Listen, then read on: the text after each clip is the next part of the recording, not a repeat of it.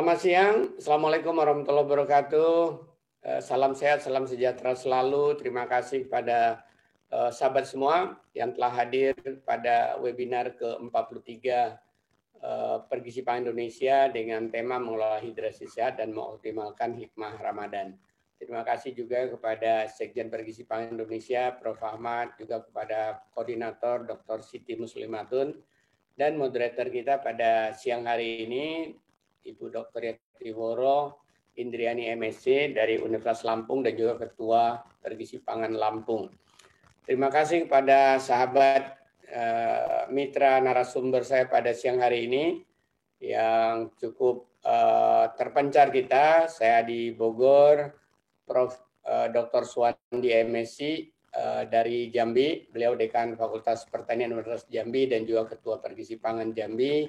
Kemudian sejawat saya Insinyur Rosyadi Sayuti PhD, Dr. Rosyadi mantan Ketua Pergisi Pangan Nusa Tenggara Barat dan juga beliau pernah menjadi sekda di sana dan Ketua Bapeda, berkenan hadir untuk juga akan mengisi materi ini dalam kaitannya dengan hikmah Ramadan. Terima kasih Prof. Suwandi dan Dr. Rosyadi. Baik, untuk menyingkat waktu, perkenankan saya untuk memaparkan materi saya ini yang saya beri judul mengelola hidrasi sehat selama bulan puasa Ramadan. Ada 4 hal yang akan saya paparkan sebelum kesimpulan pada 15 menit mendatang. Mudah-mudahan cukup waktunya. Mohon moderator ingatkan nanti kalau saya terlalu panjang. Ya, pertama uniknya puasa Ramadan. Ya, ada 5 keunikan Ramadan karena basisnya spiritual, karena ada juga puasa yang basisnya tidak spiritual ya. Seperti yang banyak sekarang trennya yang hanya untuk tujuan bagaimana mengurangi lemak tubuh misalnya atau mengurangi berat badan. Kemudian yang kedua keunikannya puasa Ramadan ini tidak saklek tentang waktunya. Dalam arti tergantung posisi kita berada di mana. Semakin kita mendekati daerah kutub akan berbeda ya. Di New Zealand sekarang konon sekitar 11-12 jam di selatan sana. Kalau di Rusia bagian utara itu 22 jam ya. 21-22 jam berpuasa di sana. Dan puasa yang di Ramadan ini juga unik. Sebenarnya dia termasuk bisa dikatakan intermittent. Intermittentnya bukan sehari puasa sehari tidak, tapi malam pada berbuka sampai sahur itu boleh makan, siangnya tidak. Itu kan juga bisa dikatakan berselang ya. Kalau di Indonesia berarti berselang kurang lebih 14 jam. 14 jam oke, tidak makan, kemudian 10 jamnya oke, boleh makan dan minum misalnya. Dan uniknya kalau puasa-puasa yang lain itu seringkali malam dihitung jadi berpuasa. Kalau kita justru malam itu tidak berpuasa, siangnya berpuasa. Dan ini tentu lebih powerful ya. Ketika kita sedang aktif siang hari kita berpuasa, itu manfaatnya jauh lebih baik dibanding berpuasa itu tidur malam gitu ya. Kemudian pengendalian diri ya. Di puasa Ramadan ini totalitas secara holistik pantangannya. Pengendalian diri secara fisik, secara sosial, emosional, kejiwaan, spiritual itu secara holistik ya. Tidak hanya sekedar pantang makan dan minum. Kemudian juga kaya hikmah atau manfaat ya. Ribuan penelitian sudah membuktikan dan pada hari ini kita juga mengungkap salah satunya nanti ada manfaat secara sosial, perubahan perilaku dan juga modal sosial oleh sahabat kita Prof. Suwandi dan Dr. Rosyadi. Nah, saya mulai tentang hidrasi sehat. Apa itu hidrasi sehat? Hidrasi sehat ya kondisi terpenuhnya kebutuhan air tubuh secara sehat. Ya, saya sederhananya katakan itu tergantung 5 J. J itu pertama jenis minumannya. Ya, tentunya secara fisik aman, secara kimia aman, secara biologi aman, secara sensorik cita rasa juga aman ya, tidak terlalu manis, tidak terlalu asam. Kemudian jumlah minumannya tergantung usia, tergantung berat badan, aktivitas fisik, bahkan suhu lingkungan, suhu tubuh ya. Kemudian jadwalnya ya, ada waktu minum. Nah, ketika di bulan Ramadan ini jadwalnya dibatasi, nggak boleh setiap saat kan ya. Kemudian jurus menyimpan minuman ya. Jadi wadahnya yang tidak aman tentunya juga menyebabkan minumannya jadi bisa tidak aman. Kemudian tempat menyimpannya, ya kalau terbuka gitu saja selama sekian jam bisa jadi tercemar lain sebagainya. Kemudian jurus minumnya. Minum terlalu sedikit, minum terlalu banyak, itu nggak baik buat kesehatan. Bahkan minum 4 liter, 5 liter langsung dalam beberapa menit, dalam waktu 15 menit bisa menyebabkan meninggal dunia, misalnya pingsan dan meninggal dunia. Nah, masalah kekurangan air tubuh, banyak sudah ya penelitian sejak penelitian pertama secara public health di Indonesia. Sebelumnya banyak penelitian itu adalah secara institusional dan klinik ya, di rumah sakit, di panti, di kampus, ya, di sekolah. Tapi pertama kita lakukan pada tahun 2011 itu public health, ada di Indonesia Tengah, Indonesia Timur, dan juga di Indonesia Barat. Yang dalam penelitian ini kesimpulan kami 46,1% remaja dan dewasa yang dalam subjek ini mengalami dehidrasi ringan. Jadi meskipun nggak dalam kondisi puasa, itu dehidrasi ringan itu terjadi hampir separuhnya bahkan ya. Kemudian juga ada penelitian sahabat saya penggalih ini dari UGM, 60,9% mahasiswa mengalami dehidrasi. Mahasiswa UGM ini, tapi tidak disebutkan ringan atau berat. Tapi saya juga kecenderungannya adalah dehidrasi ringan ya. Kemudian apa potensi buruknya ya? Kalau kurang air tubuh ya, gangguan elektrolit tubuh, bisa jadi hipernatremia ya, natriumnya terlalu banyak karena airnya kurang, kaliumnya terlalu banyak karena airnya kurang. Ini tentunya akan berefek pada metabolisme kita. Kemudian gangguan pencernaan ya, kalau air kurang tentunya sulit. Kemudian membuang kotoran juga jadi sulit jadinya kalau kurang air, jadi sulit BAB. Kemudian pusing atau sulit konsentrasi ya. Jadi 0,5-1% kekurangan air tubuh itu mulai mengganggu konsentrasi ya, termasuk pada anak sekolah, juga pada orang dewasa, dan juga pada penelitian-penelitian baik itu membanding pria dan wanita ya, bahkan wanita lebih sensitif gitu. Kemudian suhu tubuh meningkat. Jadi kalau 1% dari berat tubuh, bisa bayangkan kalau berat tubuh 50 kg, 1% itu berarti 500 mili ya, 2 gelas ya. Kekurangan 2 gelas sudah mengganggu konsentrasi. Suhu tubuh meningkat. Ya kita tahu peran air salah satu kan mengendalikan suhu. Makanya kalau kita habis mandi juga rasanya dingin. Habis minum juga kecuali minumnya yang panas ya. Minum dalam suhu yang biasa, bahkan yang air dingin rasanya tubuh kita jadi seger ya, karena lebih rendah suhunya dibanding yang sekitar. Jadi kalau kurang air, suhu tubuh kita meningkat. Sama dengan radiator di mobil ya. Kalau mobil masih pakai radiator, airnya nggak ada, pasti mobil jadi kepanasan. Potensi hipertensi, potensi gangguan ginjal, dan berbagai penyakit. Bahkan juga kesulitan kita dalam mengelola lemak tubuh kalau kekurangan minum. Bahkan kalau kekurangan juga bisa menyebabkan kematian pada tingkat sangat berat ya. Ini penelitian pada Ramadan ya, yang dilakukan oleh Trabelsi pada tahun 2011. Kita lihat sini bahwa total body water ya, total water intake, total asupan air sebelum Ramadan dia lihat ya 4 liter kurang lebih plus minus 0,5. Ketika selama Ramadan dia teliti 3,4. Jadi ada penurunan gitu ya. Kemudian dilihat lagi misalnya ketika tidak hanya asupan air, dia lihat bagaimana komposisi tubuh, dalam arti airnya gimana, total air di dalam tubuh kita yang katanya dalam berbagai penelitian 60-75% atau 2/3 berat kita adalah air ya. Juga tampak menurun gitu ya, misalnya 52,8% dari berat tubuh itu di awal beginning Ramadan. Sebelum Ramadan 51,3, kemudian di end of Ramadan 51,5. Jadi hampir relatif stabil, tapi ini total body waternya ya. Tapi kalau kita lihat tadi yang diasup itu berkurang, artinya ada kemungkinan karena aktivitas kita fisik menurun, jadi kebutuhan kita tentunya juga akan menurun. Begitu juga kalau suhu tubuh kita turun 1 derajat atau setengah derajat, tentunya kebutuhan air juga menurun dengan asumsi aktivitas kita sama.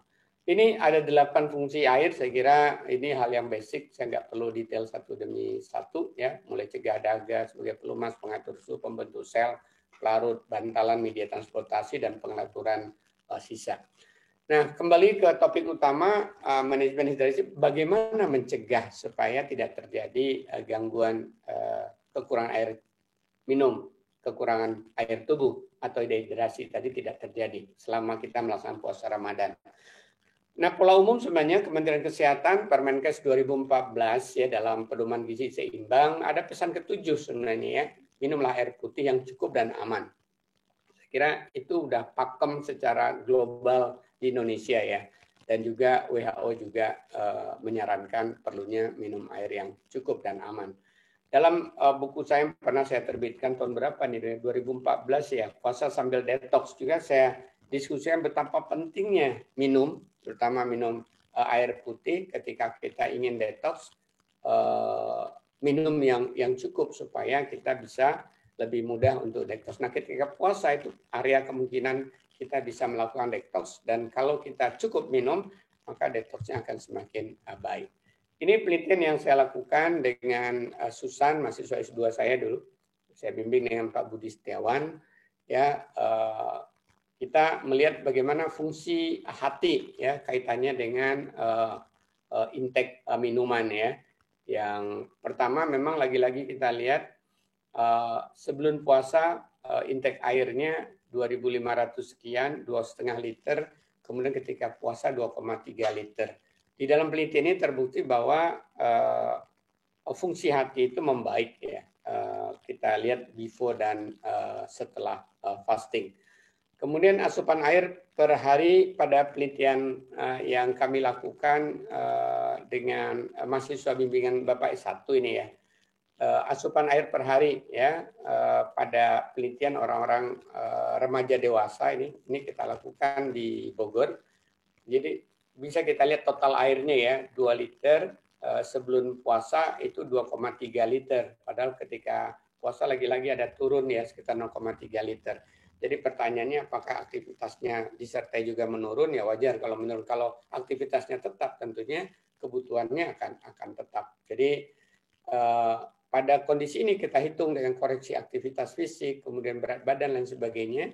Dengan dua cara kebutuhan, tetap kedua-duanya itu menunjukkan baru 93-94% dari kebutuhan terpenuhi selama puasa. Sementara kalau sebelum puasa, kita pada subjek yang sama, ini longitudinal, itu sudah terpenuhi. Ini pilihan minuman favorit bagi teman-teman yang puasa di subjek kami di Bogor waktu itu ya. Tapi relatif sama sebenarnya, kecuali ketika tidak puasa minum susu itu lebih banyak. Tapi ketika puasa minum air putih itu lebih banyak, lebih favorit. Begitu juga jus dan sari buah itu tidak puasa banyak, tapi kalau ketika puasa itu air putih, teh sedikit lebih tinggi. Kemudian ada minuman lainnya juga di luar bulan puasa favorit. Dalam persentase yang sedikit sini. Kemudian subjek dehidrasi pada waktu Ramadan ini penelitian saya juga dengan mahasiswa bimbingan kita lihat bagaimana status dehidrasi ketika diambil siang hari ketika jam zuhur ya, sekitar jam 12 sampai jam 1 dibandingkan dengan sebelum berbuka sore hari menjelang jam 6 gitu ya. Nah, kita lihat ini kalau puasa ini persentase dehidrasi ringannya meningkat ini dari 71% jadi 90%. Kalau dia tidak puasa ini kita ambil seminggu sebelum masuk Ramadan secara longitudinal orang yang sama itu ada peningkatan ke sore hari juga, tapi relatif kan rendah ya, 38,9%, beda dengan yang sebelah kiri ketika puasa. Jadi artinya ada pola umum bahwa orang semakin sore semakin melalaikan minum, itu salah satunya. Kemudian ketika puasa juga ini ada something wrong di kala sahurnya ya, dalam rangka memenuhi. Ini juga sebelah kanan kita lihat bagaimana persentase dehidrasi ringan, dehidrasi sedang kita pilah-pilah gitu ya. Jadi relatif sebenarnya ternyata di dalam dehidrasi tadi, dehidrasi sedang lebih banyak ketika puasa. Meskipun dehidrasi ringan juga tadi ada, tapi tidak ada dehidrasi berat. Nah, ini kejadian pada penelitian yang lain lagi dengan Bapak lakukan penelitian dengan Nisa, dengan juga ngajak Ibu Yayu, ya bahwa tetap menunjukkan ya, jadi sudah 3 penelitian kami lakukan tetap menunjukkan semakin di Indonesia semakin sore itu semakin tinggi kejadian dehidrasinya. Dan ini yang perlu kita waspadai. Kemudian Bagaimana ketika sahur berapa banyak sih minumnya? Nah, ini kita juga analisis datanya dari 3 hari. Di 10 hari pertama, 10 hari kedua, 10 hari ketiga, satu-satu sampel hari kita ambil dari semua subjek ini. Ternyata di sahur tadi, baik itu air minumnya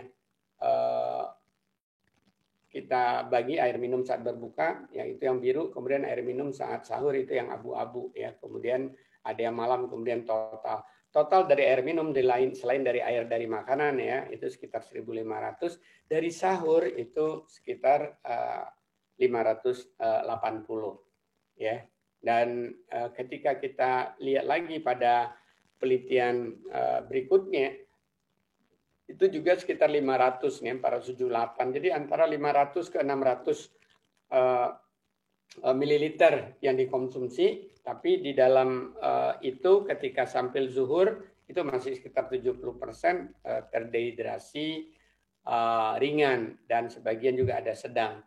Nah, ketika kami pilih yang dia cukup minum, yang dia tidak masih hidrasi sehat sampai menjelang berbuka, itu ternyata kalau dia minum 2-3 gelas air putih ketika sahur gitu ya, atau air minum ketika sahur.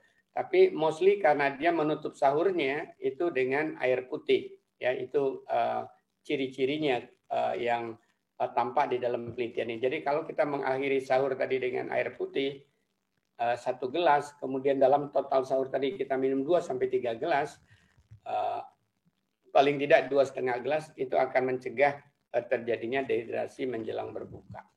Bagaimana tips mengolah hidrasi tadi? Jadi pertama, minumlah air yang cukup, terutama air putih yang cukup dan aman, terutama saat berbuka, makan malam, dan sahur. Cukupnya tadi seperti apa?